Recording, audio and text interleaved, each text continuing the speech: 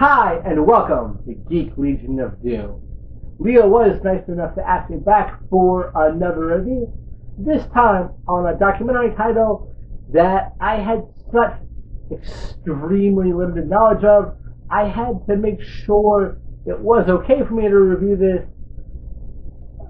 In my reply email to him, I had a few caveats, like, I know nothing of this, I, never bothered with it, I was too young, is it okay? And he said, yeah, the movie will kind of put things in perspective and answer most, if not all, your questions. And he's right.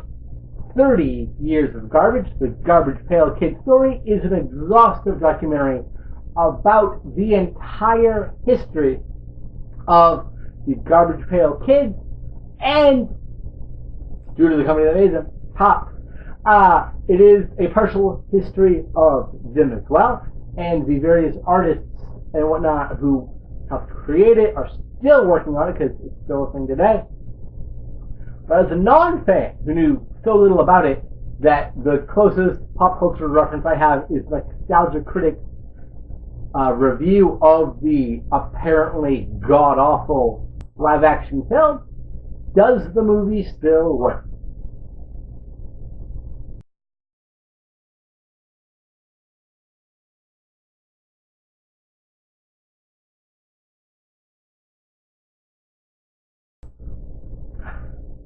The answer to that question is a resounding yeah, actually. It is a very engaging and lively watch, for the most part. We'll get into flaws in a little bit. That isn't just a boring talking head documentary. My wife and I do watch a decent amount of documentaries. She loves documentaries. I love any movie that's at least fun and or engaging and or well made. We recently watched a documentary called Corridor of Shame that is just bad. It repeats information as no statistics backing anything up, and it's way too long for itself, really. And it's just shot like my camera on the tripod here, person talking. Then they would cut to the next generation, camera on tripod, person talking. It's a very badly made documentary. Not knowing anything about Garbage Pail Kids or the fandom surrounding it, I wasn't sure what was going into it, but this movie is made by fans, presumably for fans, and I think if you're a fan, you'll get a lot out of it, because I got a lot out of it, and as previously stated, I knew really nothing about them. The most engaging thing is the style of the documentary. It is not just a talking heads documentary like you heard me discuss with that Corridor of Shame video. Here, they incorporate a lot of the they use a lot of sort of comic book or wacky effects going on. Sometimes to their detriment. We'll get the flaws in a bit. They make it a little bit more engaging. So some scene transitions are the person's talking, and then we'll cut over like it's looks like it's a sticker book, right? And one of the Garbage Pail Kids will be put over it, and then the sticker will be ripped away. New scene. There's a lot of history being done, so there's lots of graphs, but they're not just boring, they're presented in a fun manner. Talking about the sales of things for the Topps company. Baseball cards, or actual baseball cards, gum, sticks of gum, and then Garbage Pail Kids is in a garbage can, and the lid blows off of it to the top. And it's much more kinetic and energetic and fun than I was expecting, I guess. And that kept me engaged, because movies are a visual medium. So if your visuals are bad or uninteresting or dull, you're failing at making a movie. Now, this doesn't mean every film needs to have a $90 million special effects budget, because that's not what every movie requires. It's, for your movie, are your visuals as good as they can be? Do they emphasize the characters or emotions, or whatever it is you're trying to emphasize within each sequence, the way you intend? And here, given the comedic, gross-out nature of GPK, given the energy surrounding the fandom, given the fun the artist clearly had doing it. I say yes, their style works really well and kept me very engrossed even when the movie faltered. The directing was done by Jeff Zapta and Joe Simcoe. Zapta was the assistant director and editor for the relaunch of Garbage Pail Kids at top from 2002 to like 2011 or so. Should have written that down in my notes, and I didn't. My bad. Joe Simcoe, the co-director, is also the writer of the film. It's clear he loves DPK, he loves the cars, he loves the growth of humor, and all that jazz. And the movie does a great job of setting up all the various artists involved, how they got involved, including, but not limited to, Lynn Brown, LeBron DeJournette, John Pound, Art Spiegelman, the creator of Mouse, and the Twin Towers graphic novel that he wrote after all that happened in 2001, as well, co-created Garbage Pail Kids. Mind blown. I love Mouse. I love Art Spiegelman's work. How have I not encountered this before? It baffles me. So that was really fun. John Pound's a really interesting guy. I think he's perhaps the most engaging of all the interviewees. He has such a fondness for them, and he wants to keep it going on, and he loves the fact that they're still around, being talked to, that sort of thing.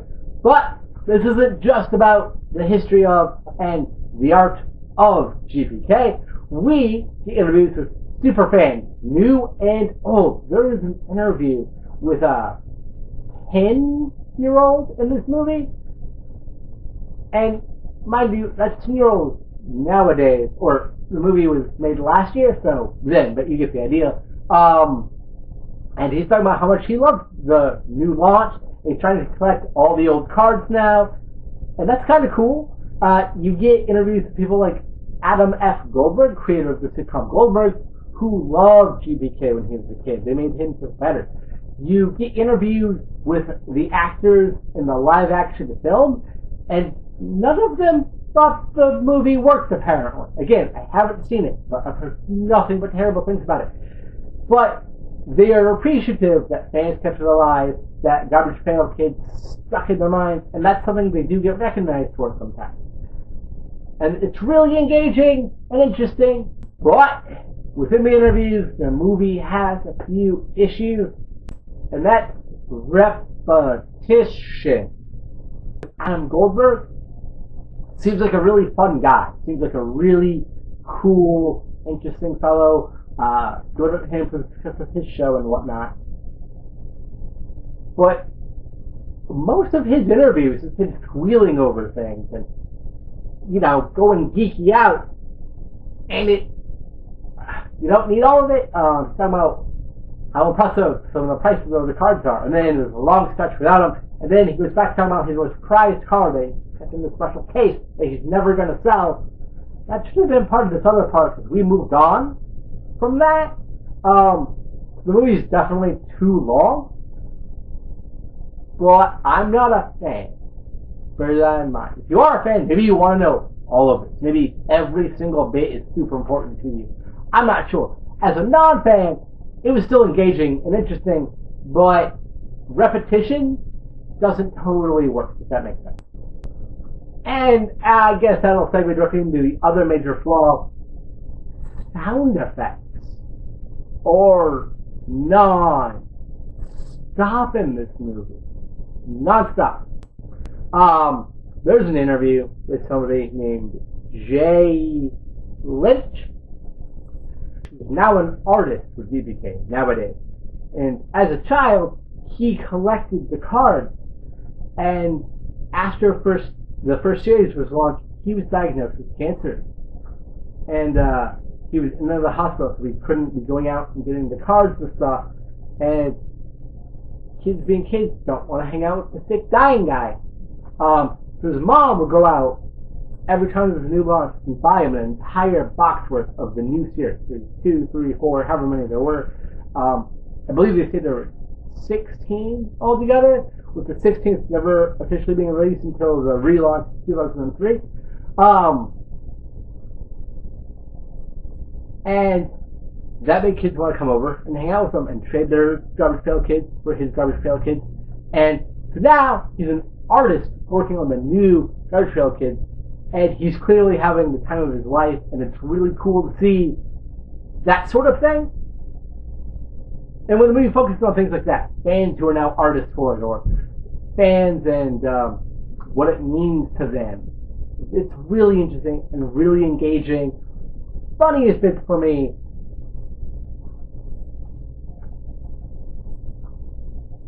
but he has two kids, and they both seem sweet and adorable and awesome, and they both love GPK. His wife, not so much.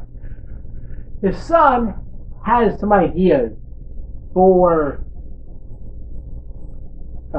his own GPK characters, and one is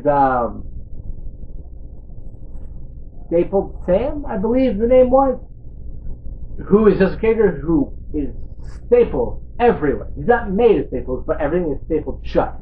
So his elbow is stapled in, his mouth and tongue are stapled together, things like that. Every time the boy says the word staple, the filmmakers decided to include a staple sound effect. And it's not like there's a pause in between him talking, such as, and the sound effect would happen over that silent period. No, it's him talking, and whenever he says staple, no matter how fast he's going, no matter what he's saying, it would go over what he's saying, like my snapping is right now. And it's obnoxious. And it happens throughout the movie. That's the most egregious and worst example of that in the entire film. It does happen throughout, and there are numerous scenes where the music is far louder than the dialogue, making dialogue sections a bit hard to hear. So that really sucks as well. This was a screen art copy, so maybe in the official release version, some of that will be worked out. So don't take that as a total issue with the film when it is released on home video. Those two things kind of were annoying, but sometimes sound effects really do work with the cool scene transitions I mentioned above. There's usually squishy or other icky sound effects applied to that sort of stuff, which make it a lot of fun. And sometimes sound effects would highlight or emphasize some of the things the characters are saying, which is kind of cool. Last flaw I have with the film is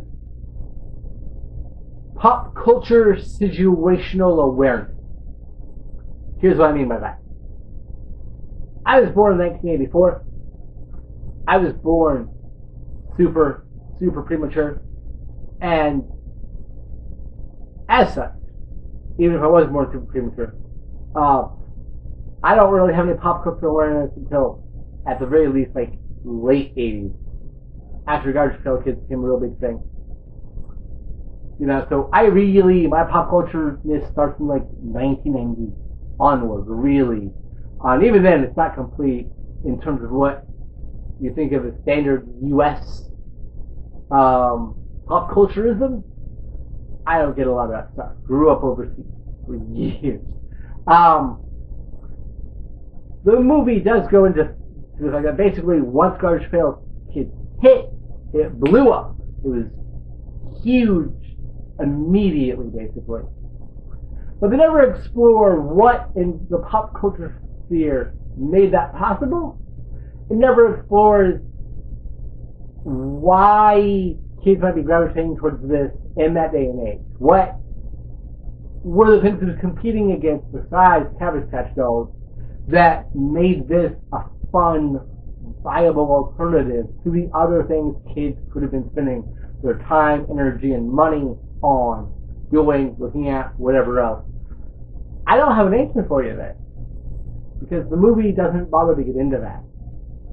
That's neutralized a little bit by the fact that it gives us an amazing history of tops, as you heard me mention, from the invention of the baseball card, through the creation of Garbage Pail Kids, through the lawsuit by the company that owned Cabbage Patch dolls, which I knew existed. I didn't know how exactly it played out or anything like that, but I did know it was a thing. I think it's mentioned in the Nostalgia Critic review, I believe. Or, no, I think I read that on Cracked, actually. My bad. More importantly, though, is all that's really interesting. And then 90s is silent. We don't really get what happened. Topps is clearly still around, and Garbage Pail Kids made them so much money they could have probably kept going for a few years after they discontinued that series. But I don't know what happened to them in the 90s. Did they relaunch a special thing? Did they, what did they do to keep it up before a relaunch of Garbage Pail Kids? Given how much the history of Topps is tied in through the creation of Garbage Pail Kids, which is one of their best-selling things of all time, I think that's important to note. If they took a large stock tumble or what. That's a minor thing, and I'm only bringing it up because the movie does bring it up, and giving us the whole history of Topps up to the creation and release of Series 1 of Garbage Pail Kids. A follow-up on that would be nice. So with all that, what do I give the film? A solid 7 out of 10. It's lively, it's energetic, it's fun. It is flawed, though. I don't feel a desperate need to rewatch it, which is why it's not like an 8 out of 10 type deal. However, if you are a fan of this series, if you grew up in the 80s, grew up with the Garbage Pail Kids, or were young enough to appreciate the relaunch in 2003, you'll probably get a bit more out of this documentary than I did. And if they can work on some of their sound issues on a technical level before this movie hits DVD and Blu-ray or whatever services it'll be premiering on, you'd have something that's really fascinating and interesting to watch. As always, thank you for watching. I've been your host, Bobby Lapierre, and thank you to Leo for having me back on Geek Legion of Doom.